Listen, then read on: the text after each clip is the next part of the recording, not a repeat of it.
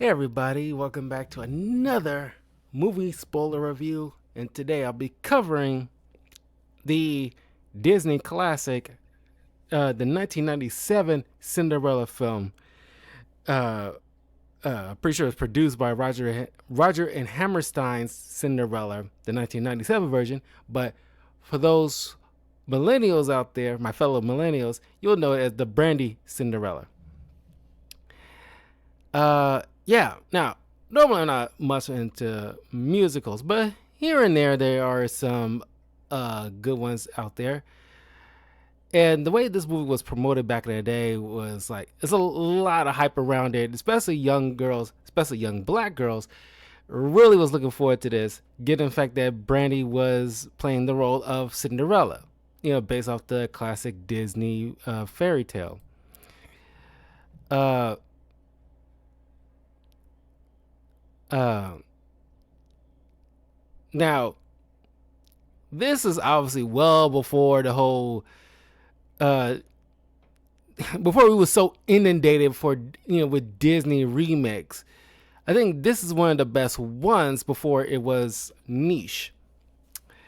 Now, of course, uh this has a decent amount of people of color in this. But I know what people will say when looking upon this film, but the only reason I look at this as like the better quote unquote remix, or I should say, Rogers and Hammerstein's take on the Cinderella classic, not a remake but a different take in how I view it, is the fact that this is basically like a musical stage play where you can play a little fast and loose uh with who you cast. It doesn't need to be an all white cast, but it's how I put it. When they casted these people, they casted on their musical talents more so that they needed people of color. As a matter of fact, I do appreciate the fact that even though I didn't watch the movie, but if you're familiar with The Descendants, which is pretty much like a series of movies on Disney that is based around the children of classic Disney characters, and we get a return of Brandy's character of Cinderella and her prince, and we see their daughter and everything like that. I thought it was a nice little thing to bring that back around, and it also probably got a lot of young viewers into watching this particular film. But as I was saying, prior, because I say in many videos, prior to DEI, there was a more emphasis on hiring actors on the basis of their talent, and like a not like it feels like a court mandated. You have to have 50% of the cast and people behind the scenes of a person of color and female, and you gotta do it. So it be proper representation, and it rings so hollow now. Where now, if something like this would have came out today instead of back in 1997, then it would have give a lot of people the ick factor now, because it's like, despite their musical talent, until somebody sees the actual film, we will have like most people have like a natural knee-jerk reaction, because we've been so inundated of, oh, they casted these people because it's mandated now, because you don't want to look like I don't even say racist or misogynist or whatever, but it's just like we gotta look like we're doing something unique, or like a pat on the back, or like, like it looks good for the studio if we had like this. They didn't worry about, like, when they casted these people in this film. I'm pretty sure the people behind the scenes weren't hyper focused on, like, we have to, instead of, oh, the prince who's an Asian person, oh, we need somebody of Asian descent, let's hire him. But no, he is a phenomenal singer, and for the basis alone, he got the part. And I'm pretty sure there's a lot. I'm pretty sure you look at behind the scenes. It was probably during the casting. There's a lot of people, and a lot of them, a decent amount of them, probably white. You know, he was the best fit for the job, irregardless. Even though you look at it, it's like you got a black mom and a white dad, and somehow again like a Asian son. You know, you even back then there was jokes about it. It's like, wouldn't make any sense, but we kind of roll with it because it was just a fun spectacle, and you have a good time as you watching it. And the music was good, and a lot of people were singing their ass off. And there was at least a couple of one-shot takes that was expertly done. And even though it's like a stage play, everybody, looks so busy. It's like those, like you see in like the animated Beauty and the Beast, as Belle's walking through town, everybody's very animated and doing something, instead of like the live action version where everybody seems so stilted and not animated, or like it doesn't look lived in with the live action stuff. Here, it looks, as to the earnestness and the genuality of this film that separates it from recent live action films. It is played in earnest. Like, hey, we live in, is a lived in world, and everybody's very active and doing their part, and like a lived in town. It just adds to the factor of, like, wow, they had like a plan in mind. They want to do a different take on the Cinderella story. And of course, they immediately knew they wanted to hire Brandy, because Whitney Houston was an executive producer of this film. And it has this cheesy, moments, especially with like certain amount of the CGI. But there was a sincerity to it. That's the word I was looking for. There's a sincerity in this take of Cinderella that you won't see in recent Disney remakes in the past handful of years. The only notable exceptions, I think a lot of people would say, is the first Maleficent film. Me personally, I think Cruella was like at least unique, and some argue the Jungle Book, but I personally don't count it. But then even like the remake of the Cinderella early in the mid 2000s was definitely the unique one as well. But yeah, this one is definitely, like, you can argue one of the best remakes of, or at least different take. Matter of fact, I don't even call it, I think, in terms of the word remake, because I had like a video talking about this. This one is like, and I argue Cruella and Maleficent can utilize the word of a remake properly, because they ain't making a shot for shot. Technically, they're doing like a different, doing different takes, adding certain things to it that you don't normally see. Like in the original stories, like in this film, you get to see more. Because I don't remember in the original animated Cinderella film that much we don't know much about the prince's backstory, his family. This one, you get to have that a little bit more expanded upon, and that's kind of akin to like the Resident Evil 4 remake. That's like a good proper example of a true remake because it wasn't a shot for shot. They added certain elements that they couldn't do originally because they didn't have the technology, or they can enhance certain moments that they couldn't before, or they didn't have time to do. Uh, that's what I would make like a genuine remake, where the others just seem, by most part, shot for shots.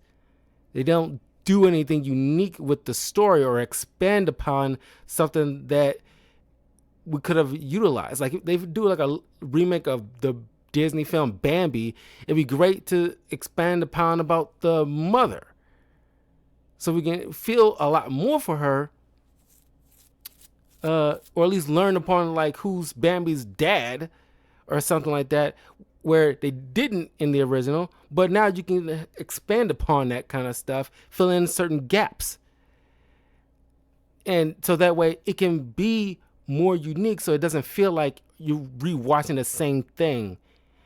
That's how I feel. Yeah, this one, as I said, did a better job at expanding upon the Cinderella story, and the casting is done very well. Not only they're great, a lot of them are great actors in their own right, but they're hired on their singing capabilities. And a few of these people you might recognize from various things, from other TV shows or movies, like Brandy and one of her stepsisters. If you've seen like the TV show Moesha and the Parkers, one of the sisters is from one of those shows. Think Moesha. And of course, who doesn't recognize Whitney Houston? But this was directed by Robert Iskov, who I believe did a lot of, who's the choreography of this. Given how everybody was, doing the musical numbers and dancing, all the stuff was spectacular. This movie still stands out to this day. So of course we got Brandy playing the role of Cinderella. Whitney Houston's the fairy godmother. You got Pablo Montalban as Prince Christopher. Jason Alexander, who surprisingly has an incredible singing voice, plays the aide to the royal family, Lionel. We got Victor Garber as King Maximilian, the prince's father. Whoopi Goldberg as Queen Constantina. We got Bernadette Peters as the wicked stepmother. Finette Cox as Calliope, and Natalie Desselle as Minerva.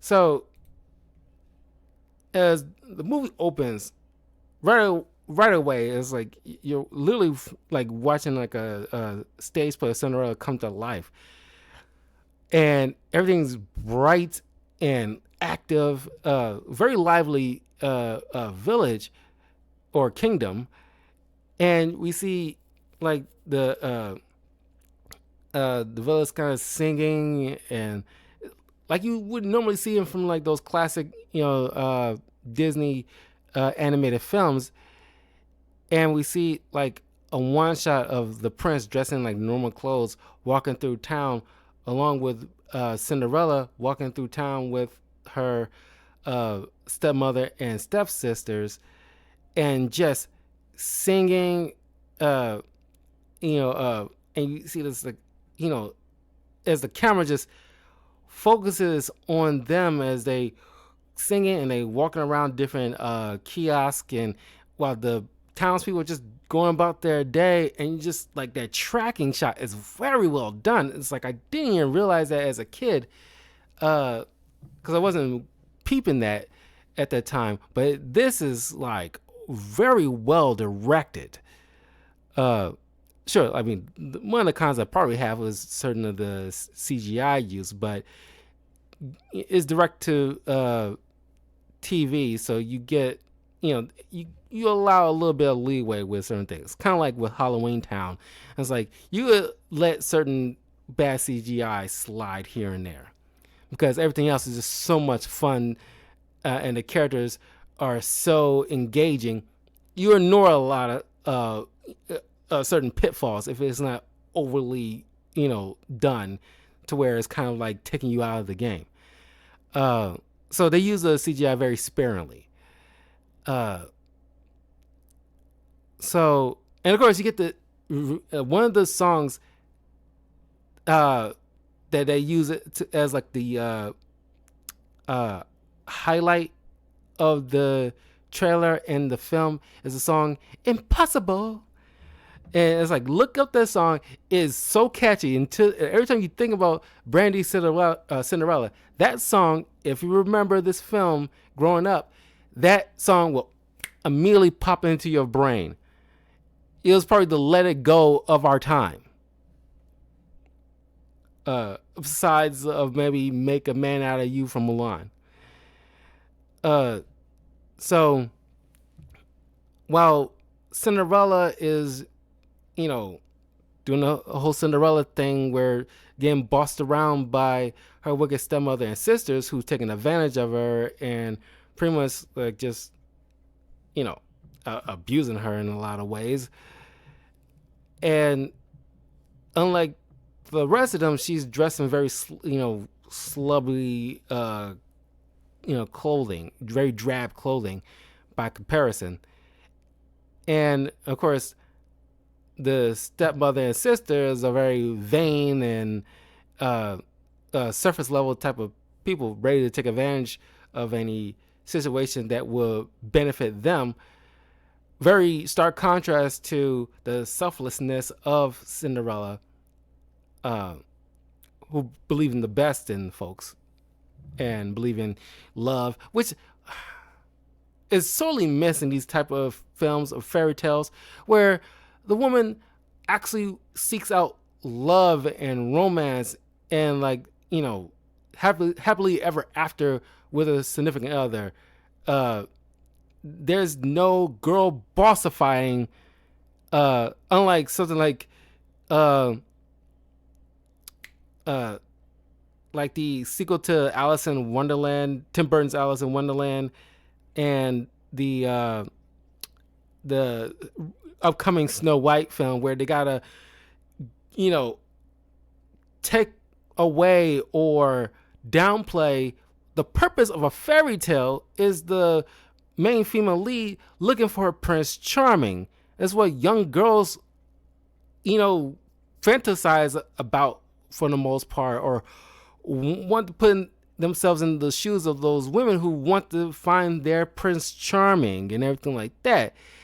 And they don't seek to try to battle the dragon or like take charge or like I know they trying to for a period trying to separate themselves from like the damsel in distress, but you went too far in the other direction where there's no happy medium. Cinderella here ain't trying to take over the kingdom or downplay the prince's role in this. She shares like a equal amount of screen time, if not just slightly more, because it is centered around Cinderella. She's the title character, but she has dreams of finding, a Prince Charming who loves her and she loves him, and he can sweep her off her feet and take her away from her drab life into into a better life. That's what any young girl's like ideal dream of, finding that guy that can sweep her off her feet and give her a better life. Lots of girls have that feeling. And in recent Disney stuff, they really kind of like steered away unnecessarily away from that kind of stuff. That's why I know that this Snow White upcoming remake is gonna be the worst film of 2025, because they just, every time you hear something about this, there's always something bad behind the scenes. They do not know what made Snow White and characters like Snow White so important from young children, specifically young girls, over the years. Because they don't want to look like they are chauvinistic in any kind of way, and like giving like the young girl an unnecessary purpose when she already had the purpose. Anyway, so Cinderella meets uh, Prince Christopher, and they immediately were smitten with each other. And I gotta say, the drawback of the old classic Disney stories is the fact that the Prince Charmings, for the most part, up until a certain year, arguably getting to the 90s, the Prince Charmings of old didn't have much of a personality. What I like about movies like this, where they expand upon certain characters that only had limited screen time. So now they gave Chris, like, an arc where his parents want him to find a bride. So, because eventually he needs to take over the kingdom, but he needs a bride and eventually produce an heir. So the family lineage can continue in forever peace in the kingdom and blah blah blah blah. But he wants to find true love on his own rather than it being organized by the family. But the mom is very pushy about him finding a wife and producing an heir, but not in like a bad degree, more of a hilarious degree. And you tend to forget when Whoopi Goldberg is funny. She's very funny in this. And so she, behind the guy's back, ended up organizing a ball. So that way he will, where a bunch of single females can come by and he can pick a bride, essentially.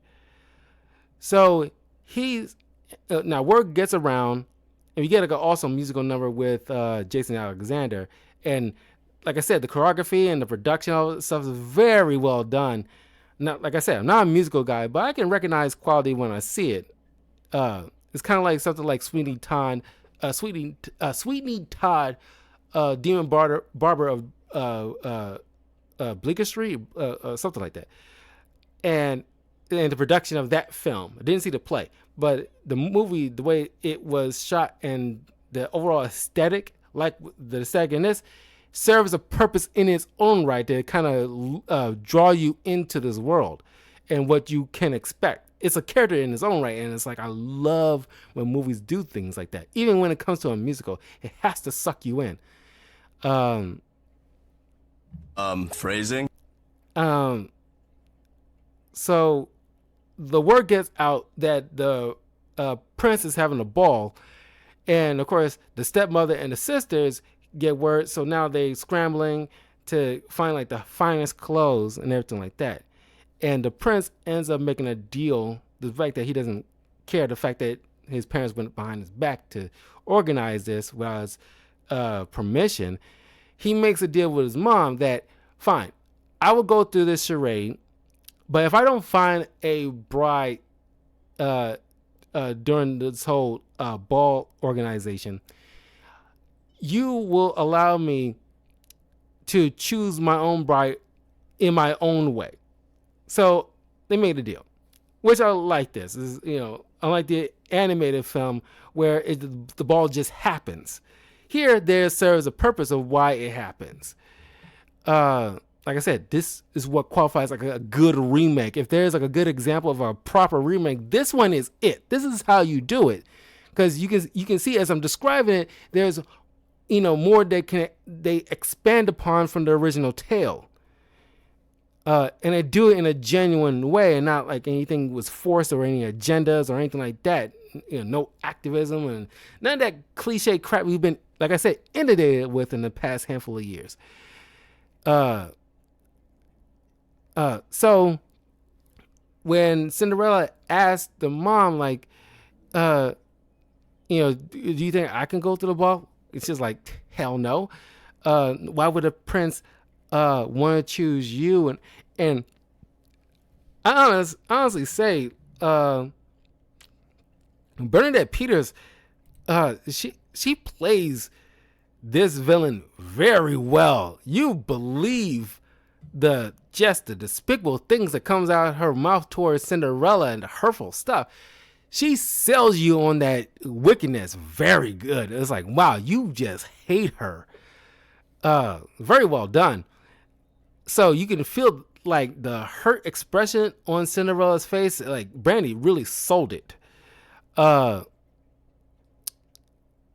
so, wow, and like, of course, I love like the stepsisters here because they're cornball in different ways and they bicker amongst each other in various ways. It's so funny. It's kind of like a buddy cop thing between these two, where they're just so unpleasant in different ways. Like Minerva, I'm not sure if it's just the clothing, but she says it's like she itches when she's nervous, and it kind of leads to a hilarious moment during the ball.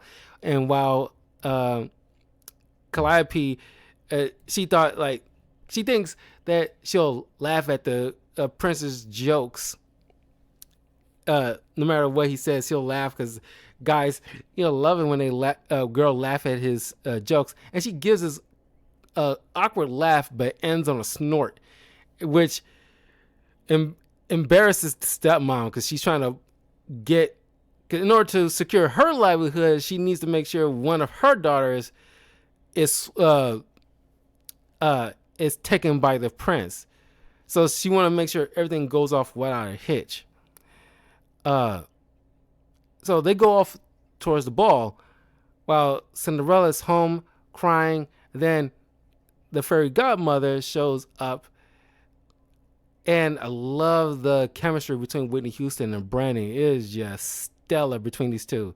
Like they acted with each other before like a dozen times. It just the chemistry, I gotta say, the chemistry in a lot of people are very good. The way a lot of them bounce off each other. It's like, I guess when it comes to musicals, that they spend weeks on end.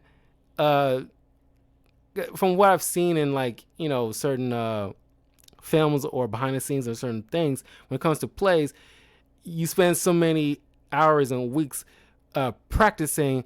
The chemistry just, I guess, flows eventually by muscle memory kind of thing. I love the line with as the stepmother tries to pretty much seduce Lionel's into because all the women have to take their turns, but she's trying to get their daughters to cut ahead in line, and she tries to seduce Lionel, and he basically like, she says something like, "I think there's something between us," and Lionel is just like very deadpan, like, "Yes, there is." A whole continent, something like that. It was like basically like just roasting her right in that moment. It was so freaking funny the way Jason Alexander delivered that. Uh,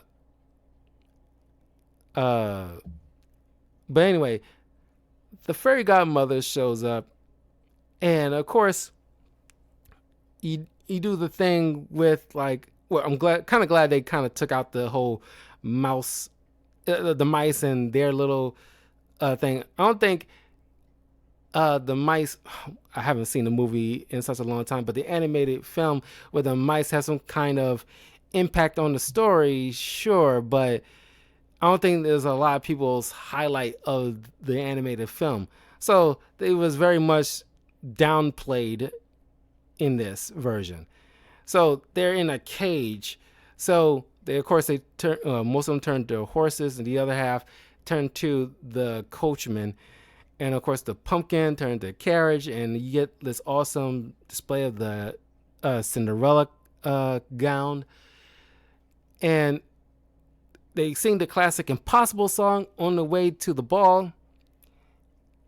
And of course, you get this hilarious moment where the prince kind of speed things up along because he just want to get through this night because he doesn't think anybody is suited because he kind of got smitten with Cinderella during the village, his time in the village, or at least the town square or something like that. And, they got so much chemistry and so much in common. He just, he can easily talk with her.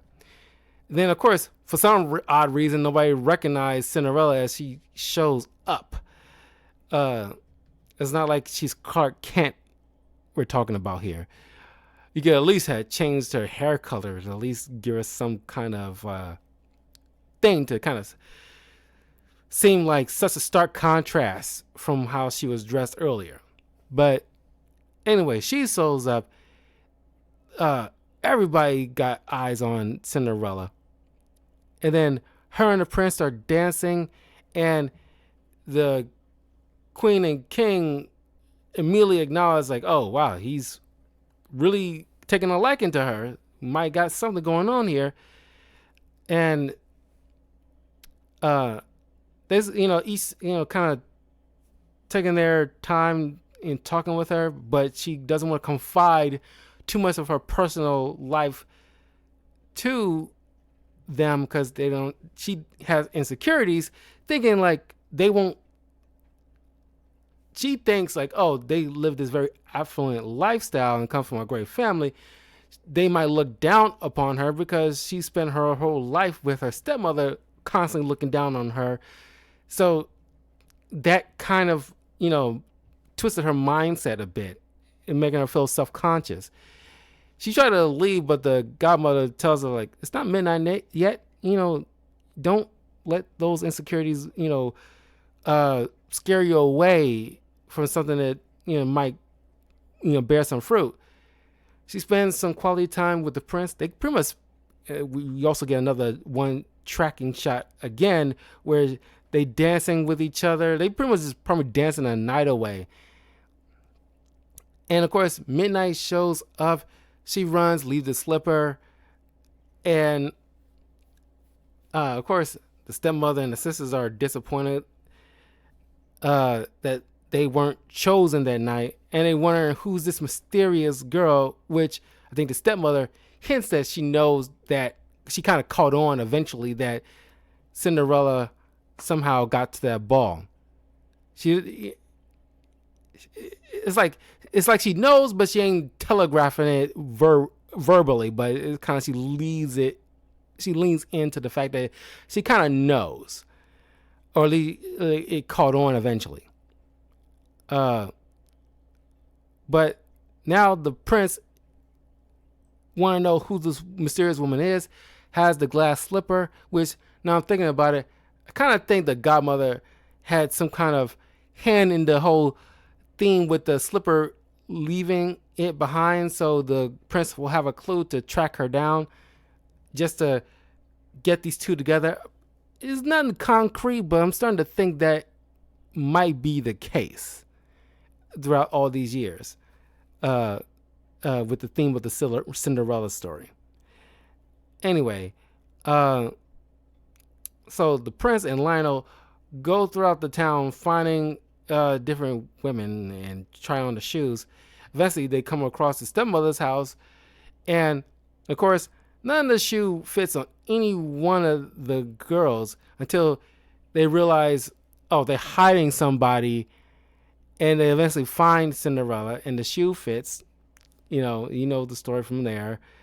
So they end up falling in love, get married, had a wedding in the kingdom, and of course, hilariously, the stepmother and sisters get locked out because uh, as their kind of punishment, the way they was treating Cinderella to get that little comeuppance through that. And the movie ends uh, in a glorious fashion. Like I said, very well done film. Uh, Depending on who you ask, I think a lot of girls will probably remember all the songs from this film. But the main one that I remember specifically is the Impossible song because that was been played throughout the trailers leading up to this film, and it was the highlight song of the film. So, and it's very good. And of course, Whitney Houston and Brandy singing a duet, and it's like they got the most impressive singing voices of all time, especially Whitney Houston. Uh, so yeah, iconic songs, very well choreographed uh, uh, dancers, and the whole stage play, the production of it, all of it is very well done. Can't sing his praises enough. After I haven't seen this in so many years, and it's fun to revisit it, especially for Black History Month. That's why I selected it for this year's review. And it's like, yeah, very well done. And a great love story as well. Nothing corny or there's a little bit of cornballness here and there, but all in the right of ways. So a good love story too, a good classic fairy tale love story, which is sorely missed.